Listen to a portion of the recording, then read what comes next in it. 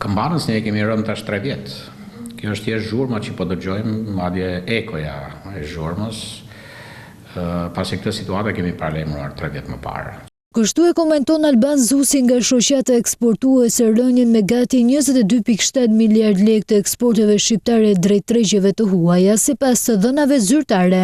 Bizneset kryesore më emblematike vendase, të gjithë gjatë vitit të kaluar kanë shënuar rënje në shitjet e tyre. E lidh këtë humbje me forcimin e lekut dhe kostot e larta të prodhimit vendas. Për shkak të rënjes së euros, sepse rroga punojësit kushton 30% më lart, është e njëjta sasi lekë që merr, por e përkthyer në euro është 30% më shumë.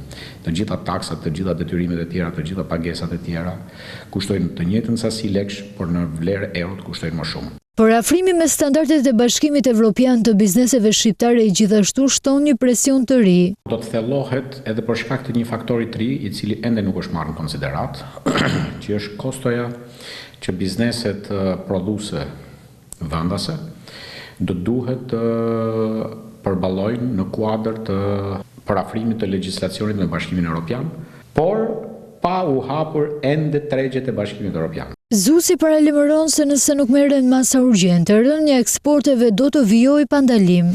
Nëse nuk ndërhyet menjëherë për të eliminuar shkaqet të cilat janë paralajmëruar që 3 vjet më parë, 4 vjet më parë, rënja nuk ka asnjë lloj shansi për të mësuar ndalje. Do vazhdoj